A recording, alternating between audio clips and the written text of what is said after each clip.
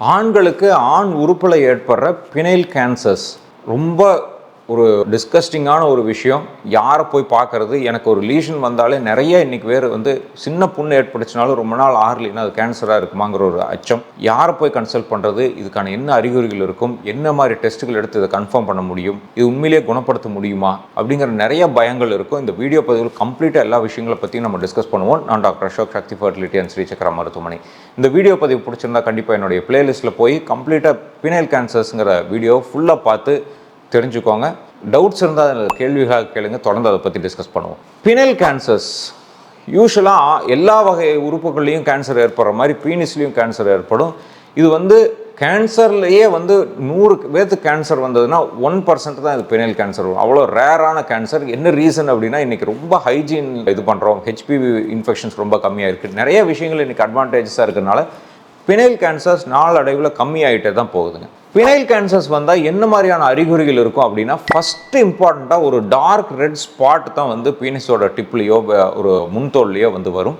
அந்த ஸ்பாட் நாளடைவில் ஆறாமல் நம்ம என்ன தான் வாஷ் பண்ணிகிட்டே இருந்தாலும் கொஞ்சம் கொஞ்சமாக பெருசாகிட்டே போகும். பெருசாகி ஒரு ஹார்ட் மாஸாக அது மாறும். அது கொஞ்சம் கொஞ்சமாக அடர்த்திலையும் வளரும், ப்ளஸ் ஒரு உயரத்துலையும் அது வளர்ந்துக்கிட்டே போகும். நாளடைவில் அது சில டைம் ப்ளீடிங்கும் ஆக ஆரம்பிக்கலாம். இல்லைன்னா சீரியஸ் டிஸ்சார்ஜ், அதாவது சளி கலந்த மாதிரி ஒரு டிஸ்சார்ஜும் அதுலேருந்து வர ஆரம்பிச்சிடலாம். பின்னால் அந்த கட்டி அதோடு இல்லாமல் அதுலேருந்து ஸ்மெல்லும் நிறைய வர ஆரம்பிச்சிடும். நிறைய ஃபவுல் ஸ்மெல்லிங் அல்சரோபல்ஃபிக் க்ரோத்தாக மாற ஆரம்பிச்சிடும்.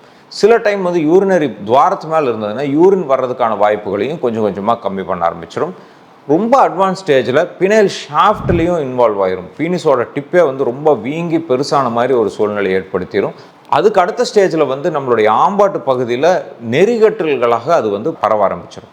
ஸோ இதில் எந்த வகையான சிம்டம் இருந்தாலும் உடனடியாக நம்ம தெரிஞ்சுக்க வேண்டியது இம்மீடியட்டாக ஒரு டாக்டர் அணுகி அதுலேருந்து திசு பரிசோதனை பயாப்சி எடுத்து பார்த்துக்கிறது மிக மிக முக்கியமானது. ஸோ அப்படி பண்ணோம்னா அது நார்மலி கட்டியா இல்லை கேன்சரஸ் லீஷனாங்கிறது ஒரு நொடியில் நம்ம அதை டயக்னோஸ் பண்ணிக்க முடியும்.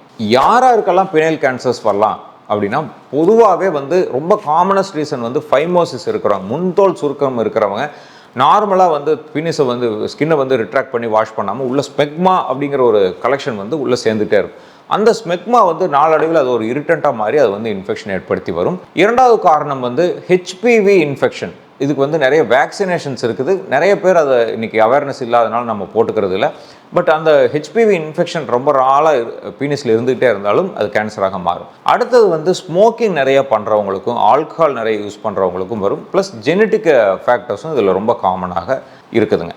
பினைல் கேன்சர் வந்தால் எப்படி ட்ரீட்மெண்ட் பண்ண முடியும் அப்படின்னா, ரொம்ப ஸ்டார்டிங் ஸ்டேஜ்லேயே நம்ம கண்டுபிடிச்சிட்டோம் அப்படின்னா அது சின்ன மைக்ரோகிராஃபிக் சர்ஜரின்னு சொல்லி அதை மட்டும் ரிமூவ் பண்ண முடியும். பட் யூஸ்வலாகவே அந்த ஸ்டேஜில் கண்டுபிடிக்கிறது மிக அரிது. அதனால் கண்டுபிடிச்ச சில நாட்களுக்குள்ளாரியே பார்ஷியல் பினெக்டமி இல்லைன்னா டோட்டல் பினெக்டமி பண்ணி அந்த பகுதியை முழுமையாக நீக்கிவிட்டு நேச்சுரலாக யூரின் வெளியே வர்றதுக்கு உண்டான துவாரங்களை மறுபடியும் ஏற்படுத்தி வச்சுக்கிட்டோம்னா அது கம்ப்ளீட்டாக க்யூர் ஆயிரும். பட் இதே கொஞ்சம் அட்வான்ஸ் ஸ்டேஜஸாக இருந்ததுன்னா அதுக்கு ரேடியோ தெரப்பி தேவைப்படலாம், கீமோதெரப்பி தேவைப்படலாம்.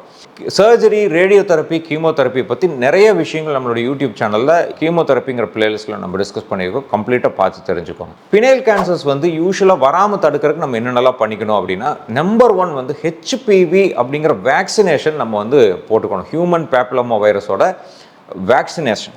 ஹெச்பிவி வேக்சின்ஸ் பெரிய அவேர்னஸ் இல்லாதனால நிறைய பேர் போட்டுக்கிறது இல்லை. பட் போட்டுக்கிட்டோம்னா அது பினைல் கேன்சர்ஸோட வாய்ப்பை 99% தவிர்க்க முடியும். அடுத்தது ரொம்ப க்ளீனான ஹைஜீனை நம்ம மெயின்டைன் பண்ணிகிட்டு இருக்கணும். செக்ஷுவல் ஹைஜீனை மெயின்டைன் பண்ணிகிட்டு இருக்கணும்.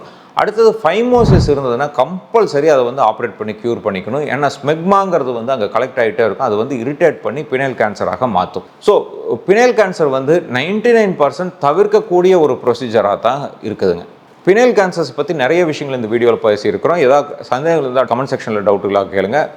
ஆரோக்கியமான வாழ்க்கை வாழ அன்பு வாழ்த்துக்களுடன் டாக்டர் அசோக். நன்றி, வணக்கம்.